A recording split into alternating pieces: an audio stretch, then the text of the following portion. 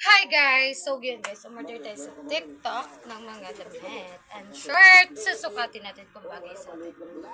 Ayan guys, ang ganda ng design niya. Tas tela. Sukatin natin guys. So yun guys, ayan siya. Ang una, color blue. Binili ko. Like ang fresh na, pwede siyang pantulog and then pambahay. Ayan, sobrang smooth ang ganda ng tela.